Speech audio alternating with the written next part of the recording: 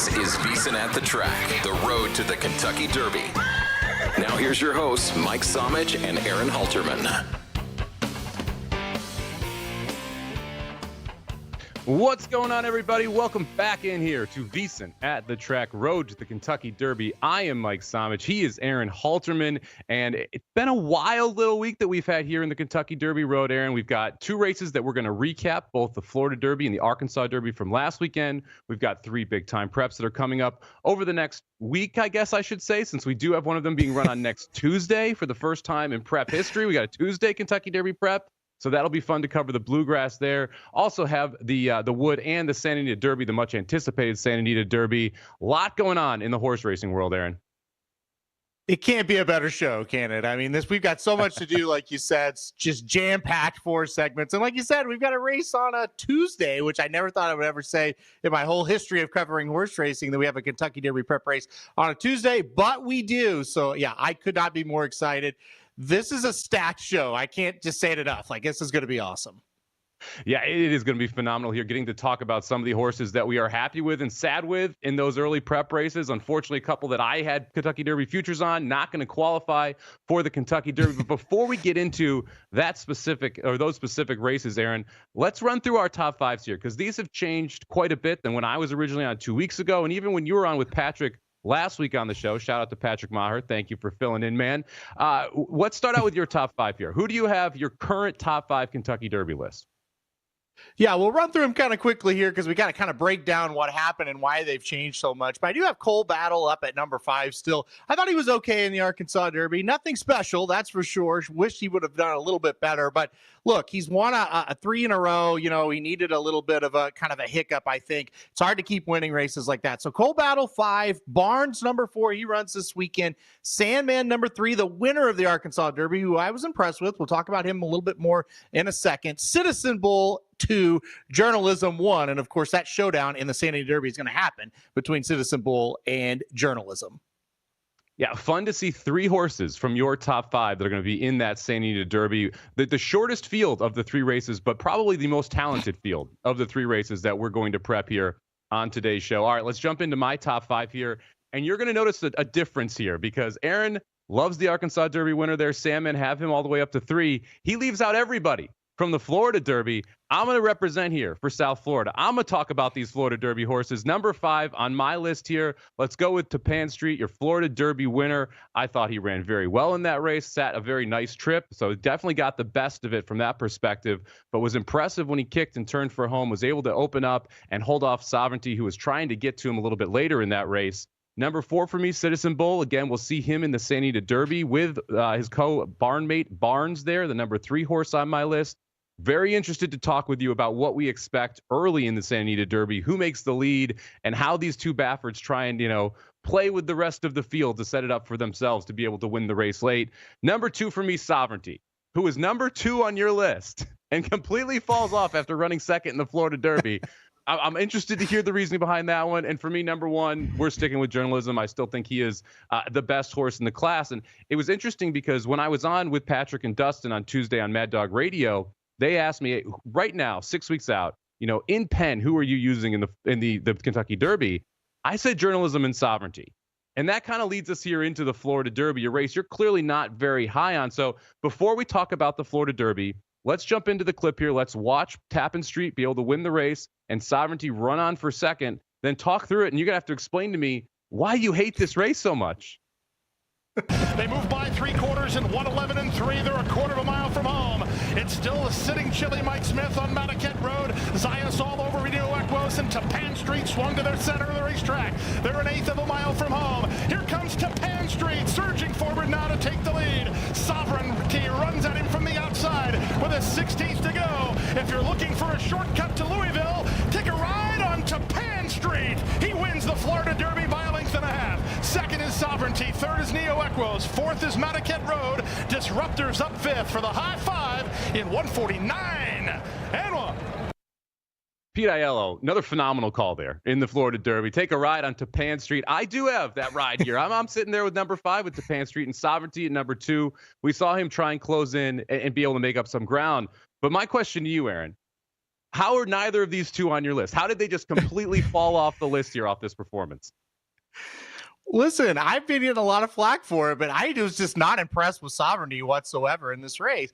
I didn't see the excuse. I thought if he was the horse we thought he was, if he was a horse that truly is the second best horse, according to you, for the Kentucky Derby, I think he wins that race. I don't see the excuse for Sovereignty. Now, if you want to talk about Tapan Street, yeah, that was pretty impressive. Third start of his career, got the job done, received a 94 buyer speed figure. That's pretty good. That's right around, kind of mid-pack for this group right now, but it's just his third start. So I get it. He's still improving.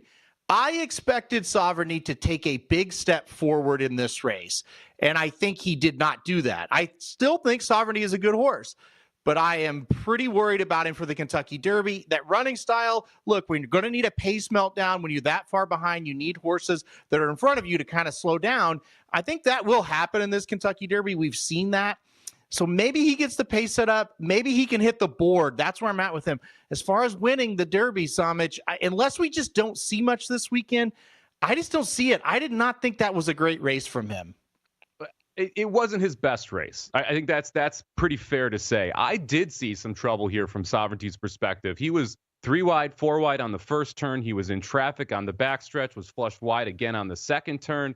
And Tapan Street, I want to say Tappan Street because there's so many dang Tappet horses out there. But Tapan Street, he got the jump on him and just was able to get to the front first. And we didn't see the Sovereignty kick that we necessarily saw because I thought he was a little closer to the pace than I actually expected. So a lot of different things here from Sovereignty's perspective that I was okay with and willing to say, hey, things didn't go his way. I still thought he ran a very good race. And you mentioned, he needs the pace to collapse. He didn't need to collapse against River Thames last race where he was able to run him down going that mile and 16th distance. That performance, that kick still in my mind. And I also like the fact that you watched the last 16th of a mile in that race. He didn't quit. He kept closing. He was able to make up about a length in the last 16th of a mile. So I thought Sovereignty ran very well there. Now, Tapan Street, to me, really interesting horse moving forward, right? Because this is a horse that I was very unimpressed with in the Holy Bull when he ran second. Burnham Square ended up being able to run him down and beat him that day. But this was just a monstrous step forward. And you mentioned very lightly raced horse as well. So Tapan Street, not on the top 5. Was he close to your top 5, or are we just completely chucking the Florida circuit here? No, he's close. I've got him number 6, and I've got Sovereignty number 7. So, people are freaking out on me on the shows that I did this week, and it's like, guys, I don't hate these horses, but I just kind of have them a little bit lower right now. Here's the other problem with Sovereignty, and I don't necessarily disagree with what you said. He was 3 wide, he was 4 wide, he had a little bit of traffic trouble. How is that going to be any different in the Kentucky Derby? You know what I mean by that? Isn't it just going to get magnified? And that's kind of my problem with him. I thought, this is a horse that I think with his running style, he's always going to kind of be caught wide. He's always going to have horses he's going to have to maneuver around. I thought he was good enough to, even with those problems, be able to beat a horse like Tapan Street. And when he didn't, to me, it was just like, we've got problems because in Kentucky with 20 horses, unless he gets very lucky, and we've seen, closers get lucky in the past, but usually when you look at the closers, they have to overcome being wide. They have to overcome traffic. Big time worry that he couldn't get it done in Florida. Maybe he's not going to be able to get it done in Kentucky. So look, I don't hate him. I've loved him for a long time. I'm just a little bit worried about the trip. And is he quite good enough to overcome it when we get to the first Saturday in May? Well, from one horse who is going to have a tough trip in the first Saturday in May to another that you do think is going to be able to overcome it here. Sandman wins the Arkansas Derby coming from off the pace. I'm not sure if he's running straight yet because he was swerving all over the place there down the stretch. I felt like this was a pace collapse where you saw Cornucopian and Speed King go out and just bang heads early. They had a 7-8 length lead on the backstretch. That is never a good sign in horse racing. You don't want to be that far ahead that early in a race. You're generally going to come back to the pack. We saw Speed King just quit right out of the back. We saw Cornucopian, I thought, run pretty well considering that how fast he went. And the beneficiary of all of this madness was Sandman, a horse that everyone's been waiting to kind of take this step forward, that they've thought the talent was there. Still very green, but you think this is an effort he can build off of? I really do. He kind of avoided some of the problems that he's had in recent races. Everybody kind of knows this horse has talent, but he has mental issues, no doubt. He's a horse by Tappet. Tappet horses do usually have a little bit of problems maturing until they get a little bit older. So, yeah, but listen, here's the deal. I was at the Arkansas Derby live. And 100 yards into the race, I was looking at my buddies and I was saying, this is going to be a terrible situation for Cornucopian and Speed King. They were absolutely flying and they hooked up immediately and you knew it. But here's the deal. It benefited Publisher, it benefited Sandman, and it benefited Coal Battle. But one of those three horses looked better than the others, and that was Sandman. So yes, he got a perfect setup, but he took advantage of it and he looked strong. Now, again, he was wandering around in the stretch. That's not good, but I do think this horse has the talent, and I do think he's slowly starting to put it together mentally. Huge gallop out from this horse as well. So I did like this performance, even though, yes, I will definitely concede, hey, he got a perfect setup, and that's just something that happened, and he hasn't gotten that in the past, but he took advantage of it. Other horses got that setup as well. So I liked Sandman a little bit after that race. I think Sandman is a complete chuck. He's going to be the one horse that I am not going to use in the Derby at all. He's my takeout reducer. This is Tapit Trice 2.0 to me. A horse that had all the talent in the world, couldn't put it together. You saw him run a monster race leading into the Derby, and then everyone had to realize, wait a second, he's going to be way back. Yeah. And he does have issues, and he's not the most athletic horse either, which matters a lot when you're there in the Kentucky Derby, because when Mage won it, he was able to weave through the pack. That's something that I think Sandman going to struggle with here, is just being a little more lanky of a horse when we actually get to that first Saturday in May. Now, stick with us.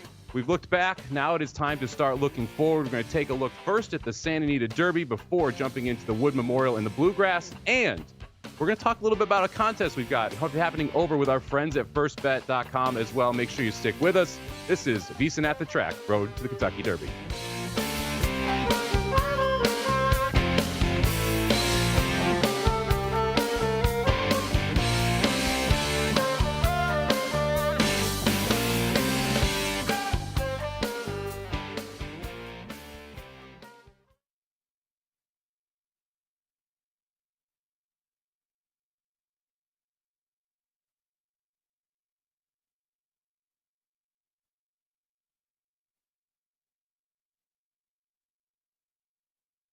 What's up, everybody in the chat? Thank you for joining us. Let us know what you think about a Sovereignty in the Arkansas Derby and the Florida Derby, and who you guys like out of that pack as well. I just, to me, that Arkansas Derby was so boozy to me. Like, I think that was just a fake race because of the setup for Sandman. He's got talent. We'll see if he can pull it off again for Saturday in May. And he's going to be a short price because people love him. And honestly, great for the sport. There's a YouTube influencer who also owns part of them. You're going to get a ton of attention from the Sandman aspect there as well. It was a stupid race. I mean, like I said, seriously, 100 yards in, I'm looking at everybody around us and we're like, oh, this is a joke. And 45 seconds through the half, and it's like, are one of y'all jockeys going to just try to slow this thing down a little bit and just see what you got, or is it just too far gone and it's over? So yeah, that sucked. I hated that race. Yeah, when Cornucopian didn't back off, you just knew. Because Speed King was never backing off. Speed King was not winning that race if he wasn't in the lead. So it was Cornucopian's job to back off the pace there if you wanted to. Quick question on the Florida Derby there. Manny Franco rides Sovereignty in that race. Do you think Alvarado gets the mount in the Derby? Do you think that made a difference? I think so. I think he'll get the mount. He has an injury the last about 3 weeks, so he'll be back. Junior Alvarado knows that horse, and he's a horse that I think it's going to benefit having that jockey that knows him. So I do think the Franco situation, I think he's a good jockey, but not knowing that horse, I do think that made a little bit of difference because he's not easy to ride coming from behind like that. No, you got to work him too. He's lazy. Yeah.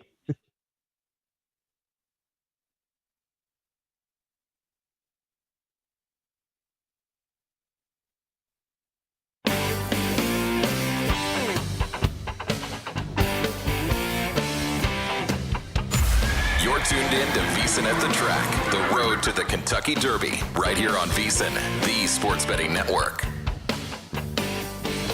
Welcome back in here, VSiN At The Track, road to the Kentucky Derby. I'm Mike Somich. He's Aaron Halterman. We've got three major preps to talk about here. And let's start out with what I think is the biggest prep of the weekend, where both of three of our top five horses are residing. The Santa Anita Derby going to be race number 10 on Saturday's card out at Santa Anita. Absolutely stacked field here. Journalism draws the rail. He's your 6-5 favorite, but you've got Citizen Bull, you've got Barnes, you've got Beza, a horse that you mentioned a couple weeks ago as one of those that could make some noise in the Derby if we can get there. Now, one important thing to note, this was supposed to be 100 points to the winner. We are now not going to see the full points allotted in this race because only 5 horses are running. You need 6 or more to get the full points. If we do see a scratch, we drop that down to just half the points allotted, which makes a lot of difference to a couple of the horses in here because they very much need Kentucky Derby points, Aaron. So let's start out with journalism. He's number 1 on both our lists. I'm going to pick him to win in this race. Is he your top pick here as well? Yeah, he is going to be my top pick to win in this race, but I do think it's very fascinating. First of all, you touched on it. It is very sad that we only have 5 horses in a Grade 1 Santa Anita Derby, such a historic race, but that's where we're at, and let's just move on from it, right, Samich? But we don't want to get into that. We could go all day into that. But when you get into the race, it's very interesting that Bob Baffert has 2 runners. Both of them like to go to the front. So I think when you dissect this race, the first big question mark and the first thing I ask myself is which Bob Baffert horse will actually go to the front and which horse is going to try to sit off and do something a little bit different. So that's the big key. I think, Samich, Citizen Bull is the horse that will go to the front. I think he's going to be in front trying to set the pace. I think Barnes will kind of be second or third, kind of sitting off of him because he's not going to do the same thing that happened last week with Cornucopian, the Bob Baffert trained horse that just went in a speed duel. That's not going to happen here. Baffert has both horses with speed. He'll control it.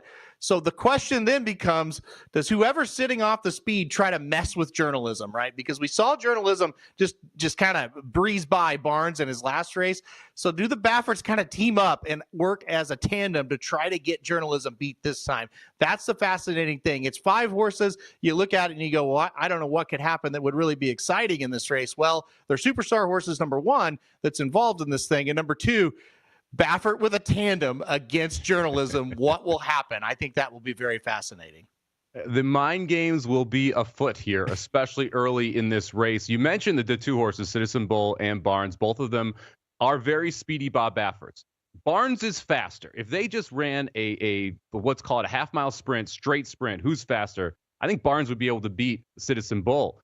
But I agree with you. I think Citizen Bull, the horse that's most likely to be on the lead, first off, you draw the inside, so it's a lot easier for him to make the lead and for Barnes to be able to sit right at his flank, essentially, and be able to protect any horse that's trying to go too wide or trying to pressure him.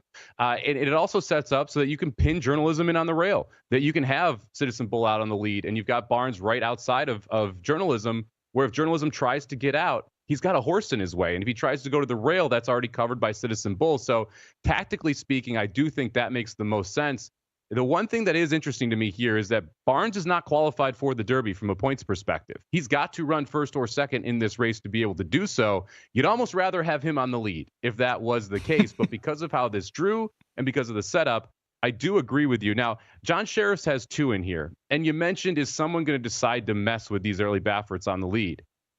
Is it Westwood, the 20-1 shot, who is absolutely irrelevant from the finish of this race in my mind? But do you think there's any chance he decides to rabbit and just go right to the lead as fast as he can for as far as he can to help set it up for Beza, who needs to finish first or second to be able to make the Kentucky Derby in this spot? I think what you laid out is absolutely possible. And there's the other element, the Sheriff situation, where he has 2 horses in the race. And Samich, it just really feels like to me, it's like, okay, it's a field of 5, but we're going to have teams here. We're going to try to mess with journalism because, like you said, Baeza has 0 points towards the Kentucky Derby. Even if he finishes second, because of the reduced points, he might still be in trouble, which is another big problem for him. So that is a very interesting element of it as well. And I think at the end of the day, like, we're going to just keep rounding back to this fact that you've got journalism who looks so impressive. And I think these trainers just kind of decided, look, we can't just go out and like run a normal race here and hope to beat him, because I don't think it's going to happen, right? So yeah, I do think Sheriffs can play a little bit of games as well. Anything they can do to try to set up, their quote unquote better horse. And with Sheriffs, we know the better horse is Baeza, because like you said, Westwood was a maiden. But the interesting dynamic, you go back to Baffert, we're not quite sure who the better horse is. Yes, Citizen Bull is the 2-year-old champion. He won his first race this year. He's kind of the leader in the clubhouse as far as the 3-year-olds goes. They got to kind of catch him and beat him. But, you look at the analytics, Barnes has ran faster races than Citizen Bull. So you've kind of got I'm not sure. And then, like I said, the conspiracy theory, the real one is, hey, Barnes absolutely has to have the points. So let's do everything we can to get him first or second and forget about Citizen Bull, because he doesn't need the points to get in to the Kentucky Derby. There's a lot of mind games, like you just said, that's going to happen that are very realistic. Sometimes we kind of make up scenarios in our head. Not here. Like, these are realistic situations because it really is make or break for every horse in the race not named Journalism and not named Citizen Bull. They've got to get points or they will be left out of the Kentucky Derby. Now, Aaron, I'm not sure if you heard about this, but there's this little thing called the Final Four that is happening this weekend as well, on top of all these Kentucky Derby preps. And our friends over at First Racing are taking care of everybody with a awesome promotion here. Head over to VSiN.com/hoops and horses and check out the Hoops and Horses Pick'em Challenge here. Pick the winner of the Santa Anita Derby. Pick the winner of the Wood Memorial. And pick the over and under of both of the Final Four games on Saturday. Put it all together. Whoever has the highest total score is going to get a $500 voucher over at firstbet.com. All the top 50 will get paid out as well. So a bunch of opportunities to make some money there. I think this is an awesome promotion. I love this when you actually combine horses and sports. So looking forward to getting them myself. I'm already in. Aaron, have you entered the contest yet? Absolutely, man. As soon as they sent the link, I'm in and I'm going to win that thing. So I'm not real concerned about it. Just I still everybody play. We could all tie, but I think I've got the winning ticket. Yeah, you don't, because I disagree with who you like in the wood. We'll get to that one in a second here. Real quick from the chat, Better Boss dropping a question here that I think is a very interesting one. Does the short field give any specific horse in this race an advantage in your mind?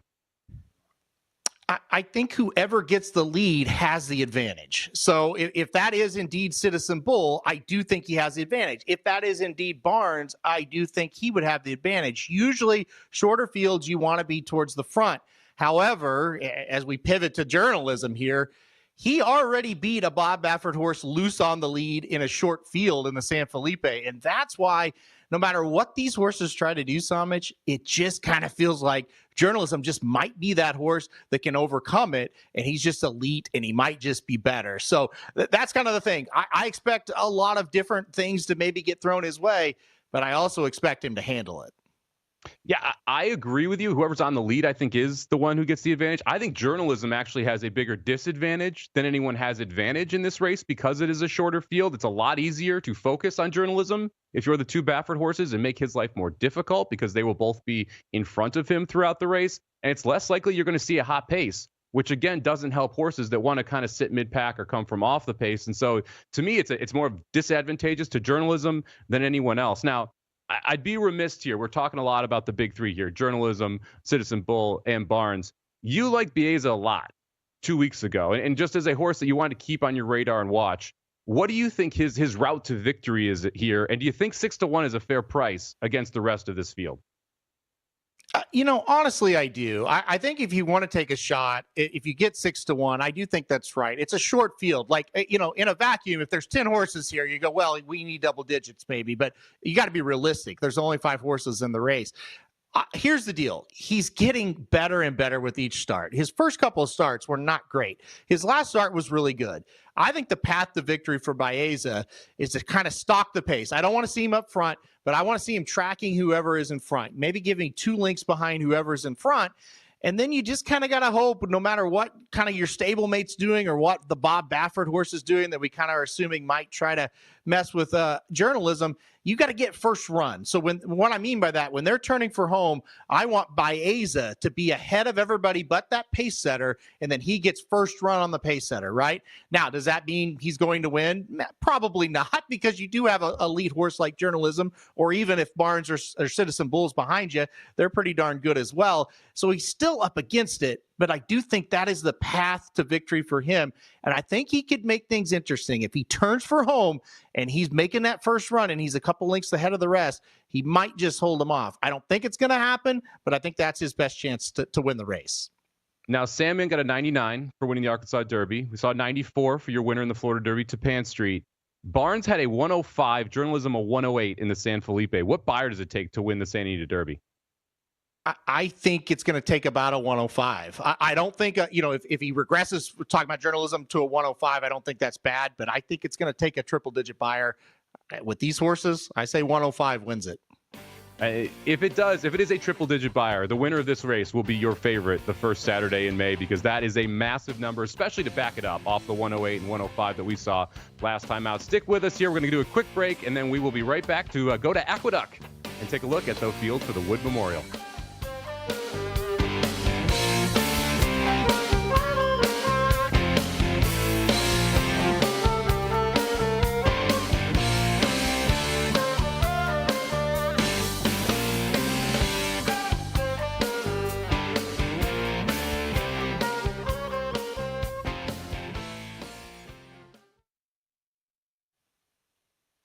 Shoddy comparing journalism to Practical Move, a horse that was a rough beat last year with Practical Move ending up missing the Derby. I think journalism's a lot better, and I think journalism get the distance. That was my concern with Practical Move, was distance last year. You hit it right on the head. We're talking about a practical joke horse versus a curling horse. I mean, that's a good way to start, that the distance is going to get there. They look a lot alike in the flesh. You know what I mean? Like, they really look the same. Big horses as well, but I'm more confident in journalism without any doubt. Yeah. If somebody flops in the Santa Anita Derby, who is it? It feels like Barnes to me, only because I've heard he hasn't been working very well. He was supposed to go to the Arkansas Derby, and they kind of held off because they thought he needed one more work. So it feels kind of like him. I would also not be shocked if Citizen Bull, flops, because again, analytically speaking, he kind of hasn't matched a race like what Journalism and Barnes did. So I think it's one of the Baffords. Yeah, and number-wise, Citizen Bull is the one that has to scare you. He needs to take a step forward, which is crazy considering the horse has done absolutely nothing wrong, won the Breeders' Cup Juvenile. He feels like he needs to take a step forward to be able to win this race. I'm interested to see what we get off Journalism and Barnes here after that race, because there's something in horse racing called bouncing, where a horse has a massive performance and then just can't sustain it and is going to have a weaker performance after it. Journalism and Barnes both have to try and avoid that this weekend. That's the scary thing. I think they both might regress and still be okay. But yeah, I mean, you look, honestly, I thought Sovereignty regressed. Obviously, I'm alone in that, but oh well. He did, but he'll be better. Don't worry.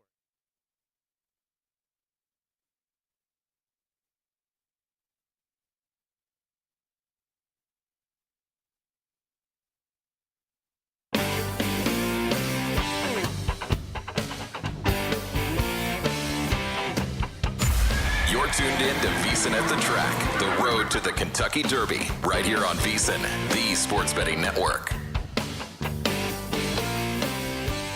Welcome back in here, VSiN At The Track. I'm Mike Somich, he's Aaron Halterman. We've got Isaiah Wrinkle, we've got Matt Deutsch behind the pressing the virtual buttons here in this case. Appreciate all the hard work they put into this show as well to make it happen. We're going to head out to Aqueduct now, Aaron. We're going to talk about the Wood Memorial. And before we do, the Aqueduct prep season's an absolute mess. You have a long race, and then you go for a one-turn mile, and then you're stretching out back out to a mile and an eighth. So this track specifically, one of the most difficult for me to handicap the progression, because you have sprinters running in the second Kentucky Derby prep, and that they very much do not run in the third prep here. And we've got some news in the Wood as well. First off, rain is expected in the forecast, so we're going to have to keep an eye on the track. Will it be fast? Will it be muddy? We'll have to wait till race time to be able to find that out. Also, a couple scratches here. So the number 6 Hill Road spiked a fever when he was going from Florida up to New York. So he will be out of the race. I think that is actually a pretty big scratch. He was a horse I was a little interested in. And we're also going to be missing Bear Claw Necklace for Saffie Joseph Jr., who just chose to try and find a better spot for him. So 2 horses out of this field of 12. We still have 10 that are expected to go postward. And unlike the Santa Anita Derby, where it felt like we had 3 horses that legitimately could win the Kentucky Derby, this race feels a little more wide open. Your favorite on the rail, Rodriguez at 5-2. Are you looking at his direction, or are you going to go against Baffert here? Yeah, this is a mess. And I do think a big scratch for Hill Road there, the 6 horse. I did like him a little bit, but yeah, big scratch. Anyway, so we look at it, and you're right. It's kind of a mess. This prep series is a mess every year. I'm going against Baffert and Rodriguez here. I will start with him, though. He's a horse that's had trouble, in his races with behaving, basically. The post parade before the race, he's acted up at Santa Anita a couple times, and he's ran like very erratically in the races. So they shipped him to the Wood up at Aqueduct because they don't think a lot of people will be there. So it's like, okay, that's great, but what do you do if he wins? Then you're going to go to 180,000 people to the Kentucky Derby. Not sure about that. So I don't like Rodriguez very well. I think he's got a lot of proving to do in this one. I kept going back to the number 2, Captain Cook. And look, I don't really love anything in this race. I think you laid it out. I'm not sure we have a Kentucky Derby contender here. But you go back and you look at Captain Cook. He won the Wither Stakes last time out here at Aqueduct. That was the same distance of a mile and an eighth as today's Wood Memorial. So I just kind of look at Captain Cook and I think, you know what? That race was good enough to beat pretty much every horse in this race. Yes, it's a better field that he's facing on in the Wood Memorial, but these horses aren't great, Somich. So I just kind of think if Captain Cook can kind of run that Withers effort, I'm not worried about much. I worry about the 7 Grande. That's a horse that I think is a little bit better than what he faced. I did worry about Hill Road until the scratch. The rest of these, I think Captain Cook can beat him. So I kept circling back to the 2 Captain Cook in this spot. Yeah, Hill Road would have made my trifecta. So kind of bummed that Hill Road is out of the race. I think Captain Cook is very interesting. It was very enlightening listening to Rich Dutrow talk about this horse, why they stayed at Aqueduct. They didn't want to put too much pressure on him. This is only going to be his second prep. He's been off since February. You mentioned that as well. They just didn't want to push this horse too much. And that is fine if you're trying to win Kentucky Derby preps. Might be a little hard to win a Kentucky Derby going that route. I do think Captain Cook has a big shot at winning. And now on Rodriguez's side, he's never really been able to do what he wants to do in a lot of the races that we've seen him in recently. And I'm specifically talking about the 2 graded efforts, the Robert B. Lewis and the San Felipe, where he didn't get the lead. And why did he not get the lead? Well, you had Citizen Bull and you had Barnes in those 2 races. And before that, we saw Rodriguez go to the front and be able to take Fields gate to wire. That's what he's going to try and do here in this spot. Do you think just being on the front makes a difference for Rodriguez, or just zero interest for you? I do think he's got a better shot than he did in those races. And you mentioned it. And here's the weird thing about it. In the Robert B. Lewis, on paper, Rodriguez was faster than Citizen Bull. And they purposely did not let him go out there. And they set that race up for Citizen Bull. And that's why when you heard us talk about the Santa Anita Derby, we talked about the tactics of Bob Baffert, because we've seen this play out time and time again. And so you're right. I left the Robert B. Lewis thinking, you know what? That's a decent horse. Don't give up on him.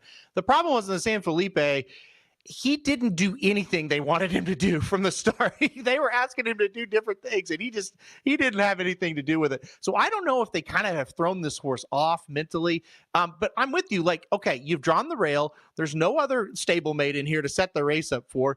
Just send him and see what happens. So that's why I do have mild interest in him. I didn't want to pick him to win. I think if you're playing the pick 4s, the pick 5s, he's a horse that you can include depending on who you like in the other races and if it makes sense. So I don't hate him.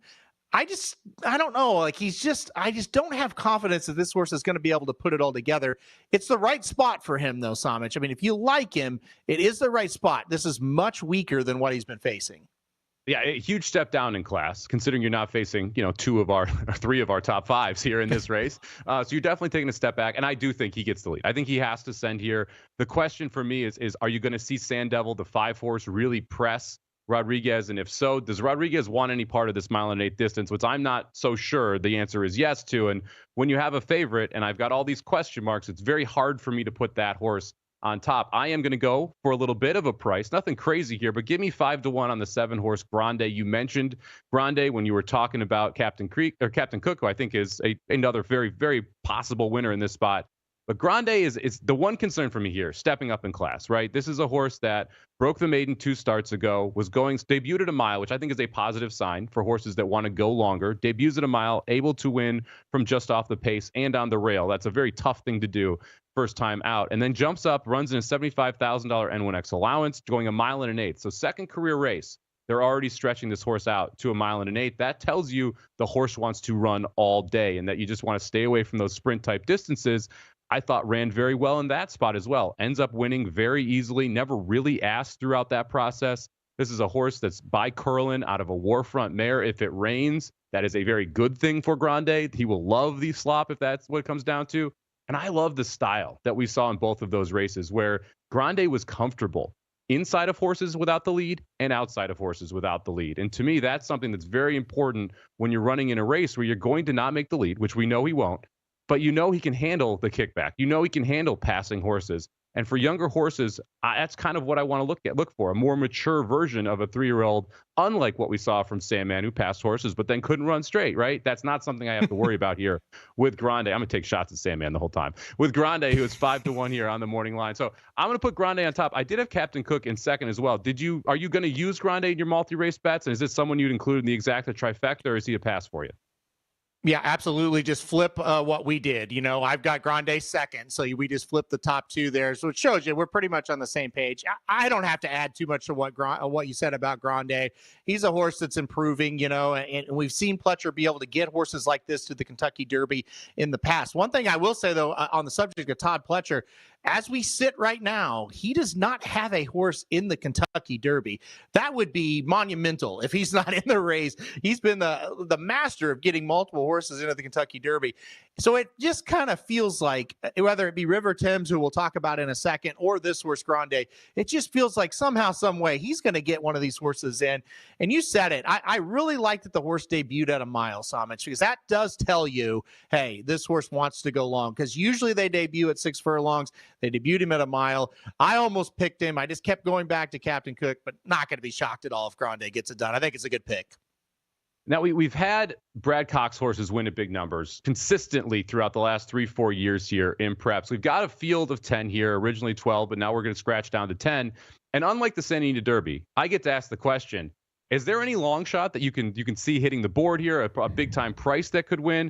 I make the Brad Cox reference because for me, it's the 8 Passion Rules, who is 12-1 on the morning line, won a $200,000 allowance last time at Oaklawn, now steps up into stakes company. But I think, again, very good positioning of this horse by Brad Cox to send him here to the Wood Memorial, where I think he does have a shot at running pretty well. He's on the line at 12-1. To me, he is the long shot I'm most interested in. Is there a big number that kind of catches your eye in this spot? Well, I think there's 2 horses, and one of them you mentioned, Passion Rules, is a horse that's been winning but not been running all that fast as far as the speed figures go. And I think you could say the same about number 11, Statesman, a horse that has a lot of hype, kind of went over to Tampa Bay Downs for a couple of races and looked pretty good. But I think both of the situations is this: you're going to have to hope they run their fastest race on Saturday and not, the races they've been running, I should say, they're not quite good enough to get the job done. I do think it's a big help that Hill Road scratched out of this race, though, because that does open the kind of the window for some of these closers like Passion Rules and like Statesman to kind of be, okay, now you're the best closer in the field. And if there's a pace meltdown and those horses start to come back, those are the ones that are going to pick up the pieces. So those are the 2 I would look at.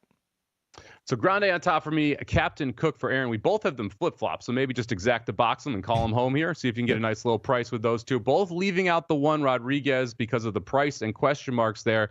Real quick, do have a question in the chat here from Isaiah. Is McAfee owned by McAfee? No, he is not. He's owned by Black Type Thoroughbred, so not McAfee. But the fun part of naming horses, you can name them whatever you want, including people's names out there. So if someone wants to name a horse Samabom, go for it, man. You can name horses whatever you want, as long as it's passed by the Jockey Club of America there. All right, one more segment to go here. We're going to head out to Keeneland on a Tuesday for the Bluegrass. Stick with us.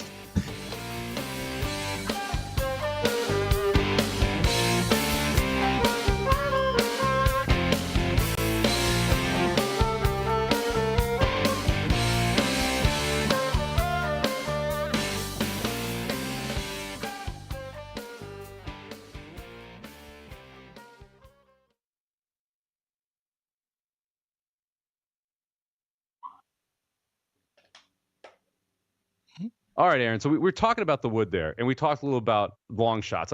One thing that I like talking about is how you're going to bet a race. And the Santa Anita Derby is a difficult race to talk about how you're going to bet it, because really it's most likely going to win bet or cold exacta because of the shorter field. This race, I think, is a lot more interesting. Are you going to just sheerly go win bet here on Captain Cook, or are you going to try and play exotics around Captain Cook to create a bigger value just because of the field size and the fact that neither of us love Rodriguez? I'm going to play both depending on the odds. So I will play a win bet on Captain Cook as long as I don't want to go below 5-2, right? I think realistically that should be where he's at. If he goes below, then I'll stick with exactas. And I really like playing the 2-7, talking about Grande and Captain Cook in the first spot, and then getting those long shots involved, going 2-7, 8-11 in the second spot and juicing that up, trying to get around Rodriguez, but trying to hopefully, hey, we get one like logical horse and then one price horse underneath. But again, I'll play both if that win bet is a 5-2 or better on Captain Cook. Yeah. I think I'm going to take some trifecta shots here. I like playing when I don't like a favorite, and I like some long shots underneath, but don't necessarily love them on top. I like the idea of playing a trifecta with a single horse on top, and then 3 horses in the second spot, 3 horses in the third spot. So for me, playing something like the 7 Grande with either the 2, the 8, or the 11 running second, and then the 2, the 8, or the 11 running third, it allows you to really juice out the payouts, where if it runs, let's say 7-8-2 or 7-11-2, you're going to get a massive number on the try. Yep.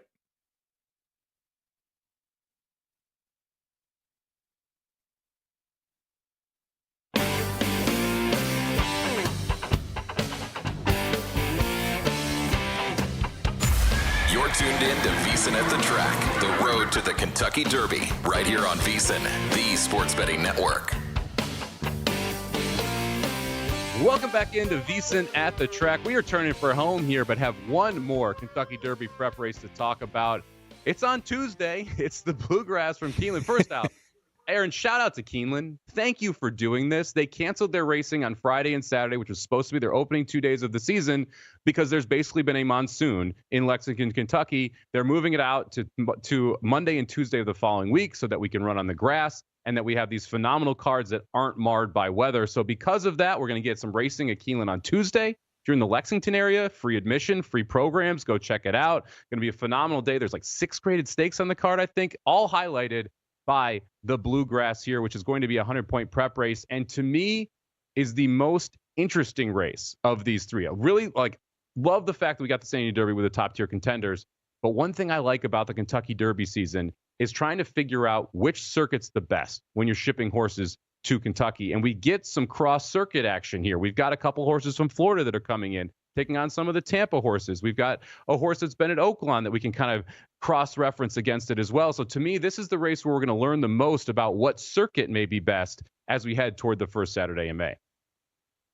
Yeah, I mean, you're absolutely right. And that's, like you said, what Keeneland gives us with this short meet. And it is, I want to echo what you said. I am very happy they were able to make this move and make the move early enough where people could kind of, like myself, who was going to Keeneland this weekend, could kind of, make different plans and get cancellations done. So kudos to Keeneland. It would not have been fun to run in pouring down rain. Now, you get to this race. It's kind of a mess, right? Because of what you said. Everybody's crossing over. There's not a lot of he beat this horse beat this horse type of thing, because they all really haven't faced each other. So it was really tough. This is another very interesting race where you've kind of got 4 horses, in my opinion, that may or may not want to go a mile and an eighth.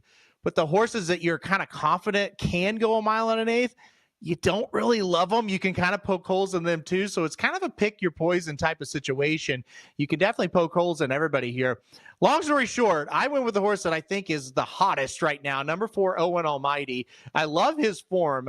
3 races there at Tampa Bay Downs. The first one, he crossed the wire first and got DQ'd in a race where it really didn't affect the second place horse. He probably still would have won the race, but oh well, probably the right call. Second race, he lost a hard-fought battle with John Hancock, and then last time out in the Tampa Bay Derby, he kind of just destroyed that field. However, he is a horse that I'm questionable about a mile and an eighth with, but I think he's hit the right field today. Even if he's not just totally great at a mile and an eighth, I think he can get it done on class. So I did go number 4, Owen Almighty on top, but Mitch, I'm very curious your thoughts here, because this is a tricky one.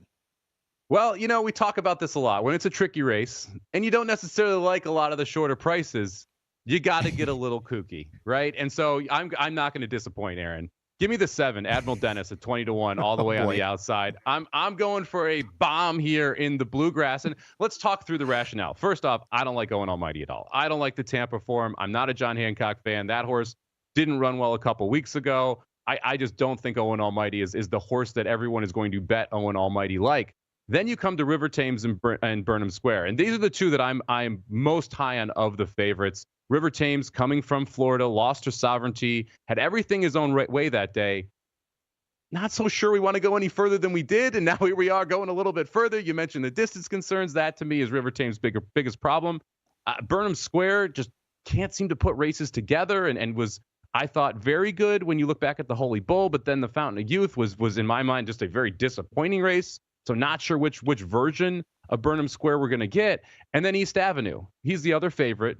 He has to be discussed in this race because he was the favorite in the Breeders' Cup Juvenile just last fall and was awesome in his first 2 races, but absolutely stunk in the Risen Star. Now, you could say he had an excuse. They went very fast early. Magnitude won that race, and who knows where he would be in this Derby trail, but he ran a monster number in that race and was able to blow the field out. East Avenue just got tired and fell off. It was his first race off a long layoff.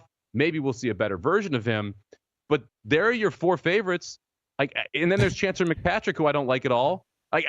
Of course, I'm going to go for a price here. I'm going to, like I said, give me Admiral Dennis on the outside at 20-1. Am I absolutely nuts, Aaron? Yeah, you're out of your mind. I'm not going to sugarcoat it. You're crazy. Yeah. Listen, before I go on my tirade, I just want to point something out to you, and I'll let you do a rebuttal here, right? You've hated Sandman this whole show. The whole show. Hate Sandman, hate Sandman. Sandman beat this horse last time. Samich beat him fair and square. Come on, what are you doing here? Fair and square. He was 13th of 13 horses in the Rebel, behind by 24 lengths. One like a quarter of a mile into the race.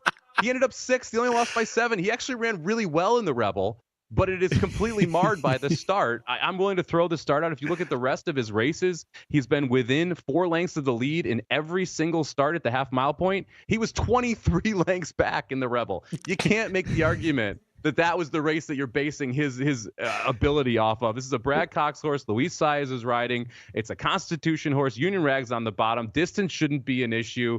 And the price is right against a field that just has 5 sketchy favorites.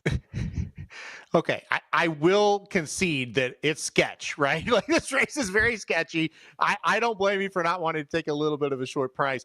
When I look at him, though, talk about Admiral Dennis now, to be serious, I don't see a race that makes sense of him winning. Forget about, I was making a joke with the Sandman thing, but the other races don't look good for him either. And that's where my problem was. The race 2 back, he tried Stakes Company 3 races back, and then 2 back, they dropped him back to an allowance race. And I kind of thought, look, I've seen Brad Cox do this in the past. A horse like Cyberknife comes to mind, where he tried him against Tough Company, then he dropped him, and he ran a huge race. Admiral Dennis ran a very average race. He did win, but it was average. And I thought right then, I don't think this horse is going to come around like some of these. I get the idea, though. I do think you do need to take a shot with somebody.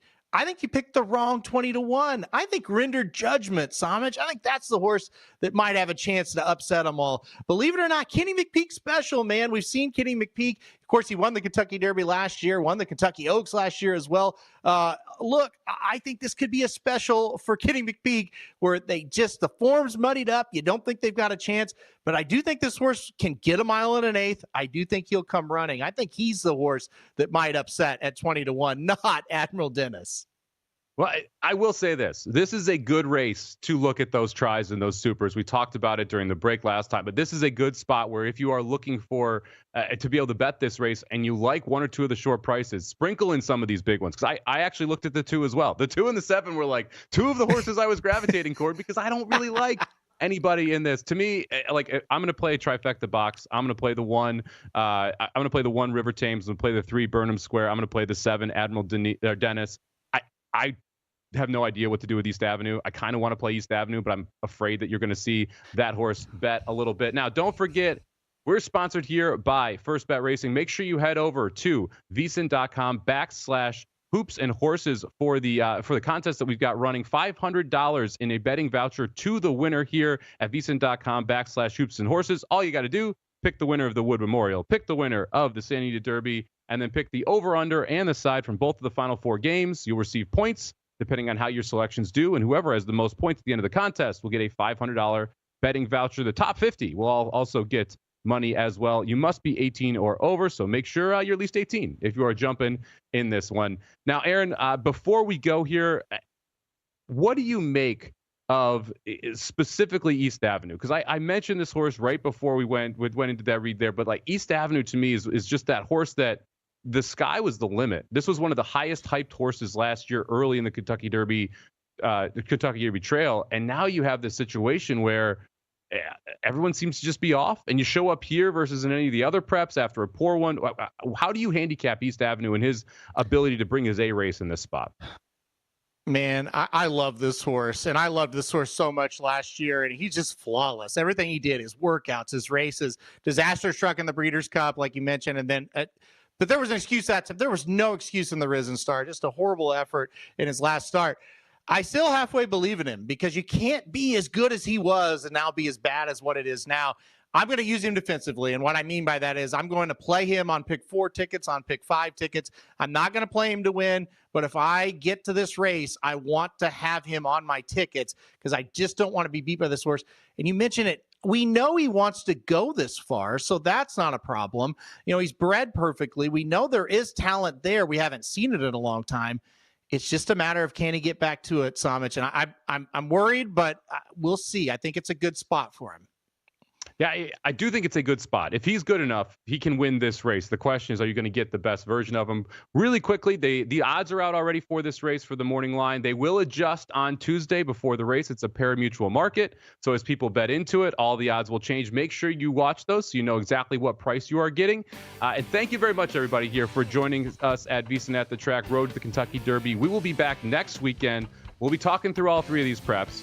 We'll have top fives again. Hopefully Sandman will fall off Aaron's, and we'll talk about what changed here last week as we head into the final prep, the Lexington, next weekend from Keeneland. Thank you very much for joining us, everybody. We'll see you at the track.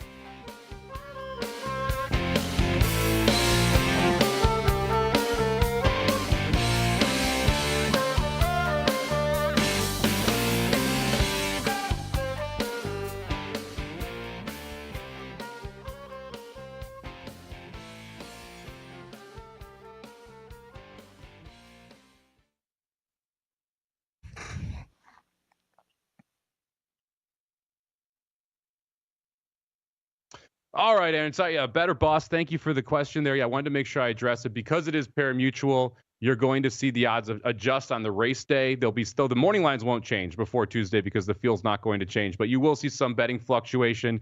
Do you think you get 20-1, Aaron, on both Admiral Dennis and Judgment, the two horse as well, or do you think that those are kind of pipe dream prices?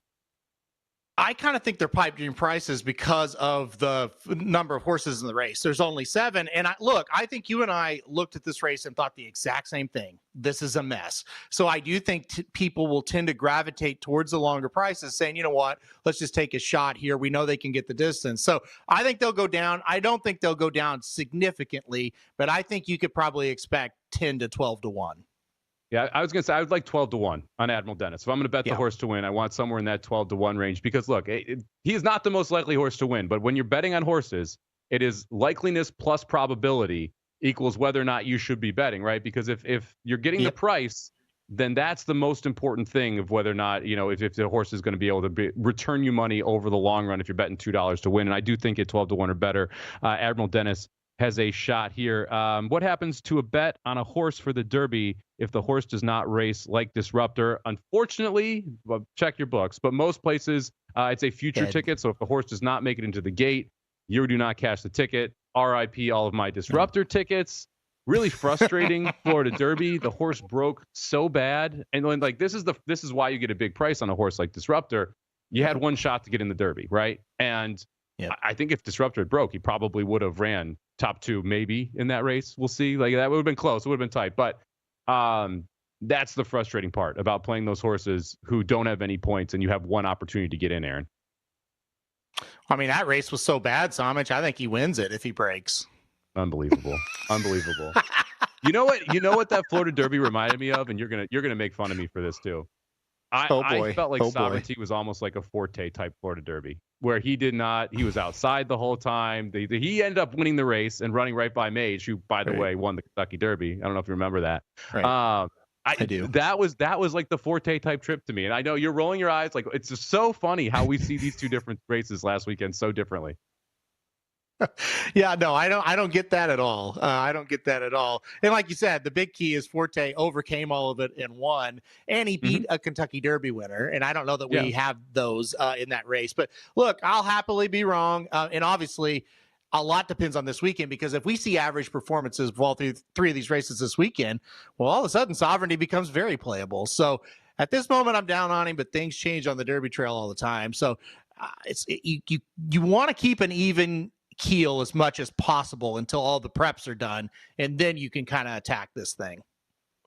Isaiah dropping in the chat, what's the best long shot to bet right now? I would have to see what type of prices we can get. I did not bet anyone right now. I would look at Publisher, the second place finisher of the Arkansas Derby. I've got a little inside information on him that he's really progressed like in a big way. Asmussen, the trainer, really likes him. Luxor Cafe coming over from Japan. He ran a big race. I don't know what his odds are though, but if you could get like 30-1, that would be interesting. Luxor Cafe is 10-1 right now. So probably a little bit too short there. Publisher 25-1. I need a little more. East Avenue is 25-1. If East Avenue freaks, like runs to his absolute A+ level, 25-1 will be a lot longer than what you'd get on Derby Day. No, he'll be single digits if he wins impressively, I think. Yeah, I would agree with you. Yeah, I guess it would probably be East Avenue for me, but it wouldn't be a big ticket. Like I don't. No. The more watching this last weekend, I think it's journalism or Citizen Bull or Barnes that ends up being the real cream of this crop. And right now they are the three favorites: 4-1, 7-1, and 9-1, respectively. Yep, I totally agree. I think you watch that Santa Anita Derby, and then if it's unimpressive, bombs away. If it's impressive, I think that's your horse. Well, the fun part, too, is if it's unimpressive, you can then bet East Avenue doesn't have to run till Tuesday. So you can make a decision after that Santa Anita Derby has already run if you want to get in there on the futures. Thank you, everybody, for joining us here on YouTube. Make sure you head over to vsin.com/hoops and horses. Get into the contest. Free at $500 on the line this weekend. Aaron, thank you for joining us. For Matt and Isaiah, who are behind the glass pushing all the buttons, appreciate those guys. Thank you very much. And we will be back next week for another VSiN at the Track.